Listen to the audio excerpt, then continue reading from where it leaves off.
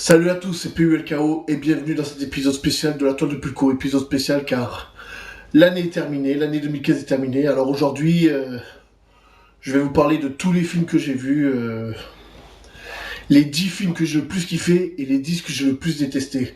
Voilà, bon, je n'ai pas mis le message d'avertissement cette fois-ci parce que il n'y aura aucun spoil. Je vais juste justifier pourquoi j'ai placé tel film à telle place. Hunger Games, La Révolte partie 2. Bon, comment dire, ce film est... il est pas mauvais, mais bon, il fallait un numéro 10. Mais bon, ce film a niqué son propre scénario. Je n'ai pas lu le bouquin, enfin les bouquins, parce qu'il y en a 3, et pas 4, comme certains le disent. Il n'y en a que 3. Et ça, la fin de celui-là ne respecte pas l'enjeu qu'il y a dans le premier film. Le transporteur, l'héritage. Bon, mais celui-là, ça ne vaut pas les films de Jason Statham. Voilà, j'ai kiffé le transporteur 1, 2, 3. Là, ils ont... Je vois même pas pourquoi il l'appelle l'héritage. Quand tu vois ce film, tu sais même pas si c'est un remake, une suite. Enfin bref, j'ai pas aimé ce film, voilà. Les 4 Fantastiques. Bon, celui-là, si vous avez vu ma chronique, d'ailleurs, je vous invite à la voir. Vous allez savoir pourquoi il est dans le... Vous savez déjà pourquoi il est dans le top. Ex Machina. Bah alors, Ex Machina, celui-là, aucun enjeu dans ce film. C'est l'histoire d'un mec qui... Je sais même pas pourquoi il bosse. Il se retrouve dans une maison dans la forêt avec son patron. Déjà, c'est chelou. Le mec, il fantasme sur un robot. Enfin, T'as une scène d'action dans ce film. Une scène d'action. Voilà. Rien d'autre à dire. Connasse, princesse de cœur. Bon. Va peut-être falloir arrêter de nous prendre pour des cons, Canal+. Bon, rien à dire. C'est une série de caméras cachées. Les gorilles. Bon, en voyant la bande-annonce de celui-là... je m'attendais à, je sais pas, un truc plus drôle. Non, en fait, c'est juste un petit bouffon qui s'extase chaque fois qu'il voit des stars. Il fait garde du corps pour approcher des stars. Toute première fois. Ah, voilà un film. Je le classe. C'est pas qu'il est pourri, mais ce film n'a aucun intérêt. Je sais pas si on doit le prendre comme une comédie ou si on doit le prendre comme un film dramatique ou si c'est un film manipulateur parce que je sais pas, ils ont voulu faire un film d'un homo qui devient hétéro. C'est un mec, le matin, il trouve une suédoise dans son lit, bon. Et il en tombe amoureux. Histoire chelou. Rien d'autre à dire dessus. Joker. Ah, on va revenir à Jason Statham. Bon, ce film est nul. Il est d'une nullité, mais tu ne peux pas savoir. 3 scènes d'action. 3 scènes de baston. Il est sorti le jour de mon anniversaire. Mais putain. Voilà le cadeau là. 14 janvier. Maggie. Schwarzenegger. Vous nous lui avez fait quoi, Schwarzenegger? Ce film pue la merde. T'as aucun enjeu. Moi, je me suis dit, Arnold Schwarzenegger dans un film de zombies, ça va le faire, mais... Voilà. Deuxième film le plus pourri de l'année 2015. Pour moi, ce qui me concerne. Sous X. Soit la plus grosse dope de l'année 2015. Alors... Que les choses soient claires, je sais que le film a été fait par des amateurs, mais sans déconner, sur le web, je vois des réalisations beaucoup mieux faites que ça. La bande-annonce, c'est un attrape-nigo, tu t'attends à un beau film d'action. Le meilleur est dans la bande-annonce. À un moment, ils parlent d'un go fast dans le film. Le go fast, ils l'ont fait en hors-champ. Le hors-champ, c'est simple. C'est quand il se passe un truc, mais que tu le vois pas dans le film. C'est n'importe quoi. Sous X, n'importe quoi. Ils ont n'importe quoi. J'avais fait une chronique là-dessus, mais mon ordinateur il était en panne. Je l'avais défoncé, mais ce film est une grosse daube, tout simplement. Il y a rien à dire. Voilà, on peut dire ce qu'on veut, mais c'est voilà, c'est la palme de la plus grosse merde de l'année 2015. Voilà, il est sorti en janvier, t'as cru que j'allais l'oublier. Putain, heureusement que j'ai vu gratuit. C'était le jour de mon anniversaire. Heureusement que j'ai vu gratuit celui-là. Putain. Ah non, non, mais quelle bouse, putain. Quelle bouse. Non, franchement, je te le dis. C'est une bouse. Ce film-là. Putain. Non, mais. Voilà, on peut dire ce qu'on veut. Il y a mieux sur Internet. Il y a des réalisateurs sur le net, et j'en connais quelques-uns, ils ont fait des trucs mieux que ça. Mieux que ça, ils ont fait. Voilà, mais c'était le top des bouses. Voilà. Voilà, on s'en débarrasse. Coup de balai. Maintenant, on va parler des 10 plus grosses tueries de l'année 2015. Allez, on commence. Terminator Genesis. Bon, 10e. Celui-là, je l'avais monté, je l'ai mis sur un piédestal. Bon, après, en voyant le film, il est pas si génial que ça, mais il est pas pourri non plus. Il y a des youtubeurs, ils ont défoncé ce film plus qu'il ne le méritait. Franchement, c'est mon avis. Terminator Genesis, voilà, il est pas si pourri que ça. Je le mets en 10e position. Pixel. Alors, ce film, il y a eu la chronique qui est sortie, mais j'ai pas eu l'occasion d'en parler. J'ai préféré laisser faire Nico car il est il est plus calé que moi dans les jeux vidéo. Voilà, je me suis dit, mais tiens, on va se faire un kiff, on va mettre Nico. Il va savoir mieux parler de ce film que moi.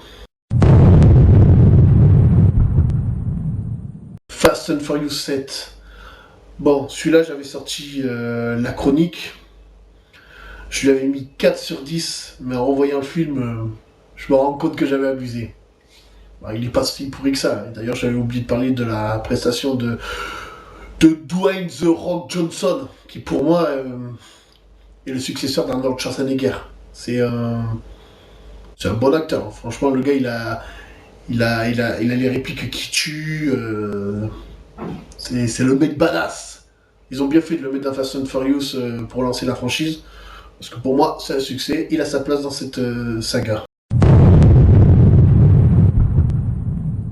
Jurassic World. Bon, lui, je me souviens, je l'avais mis 10 sur 10, je crois. Si je te raconte pas de conneries, je lui ai mis 10 sur 10 dans la chronique.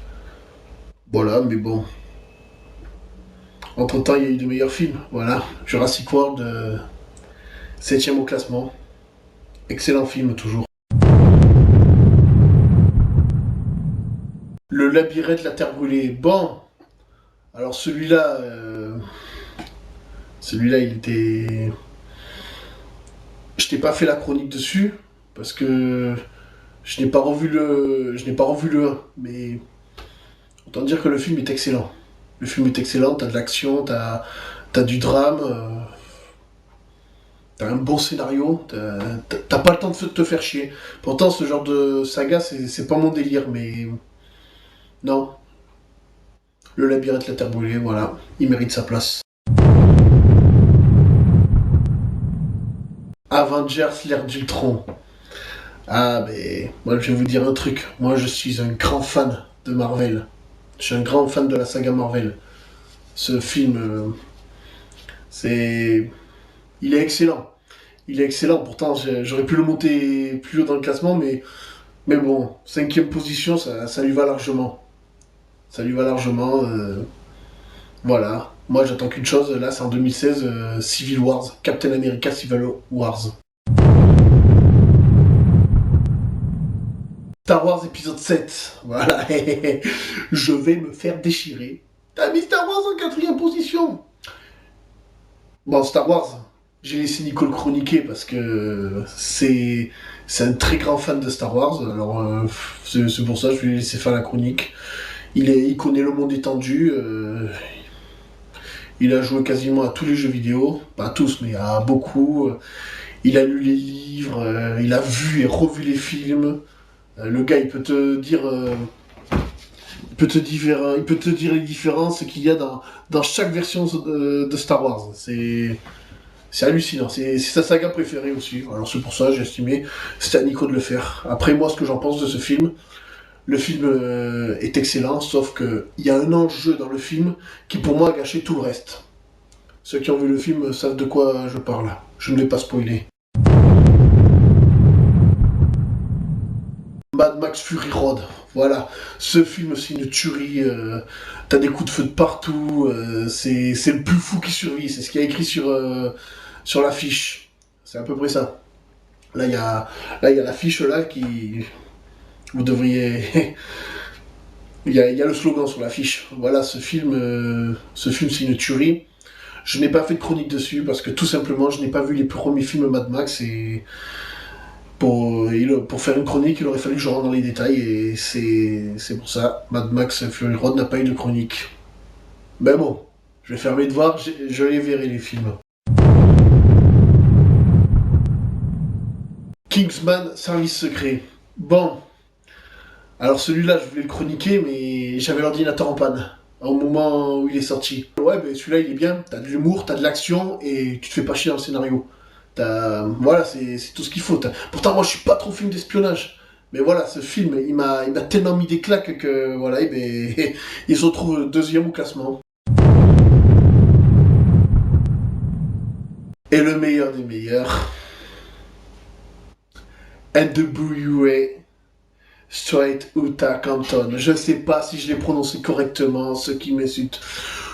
Je vous emmerde, voilà, ceux qui se plaignent que je l'ai pas dit correctement. Voilà, ce film est tout simplement une tuerie. Il y a pas d'autre mot, ce film est une tuerie. Même si apparemment il y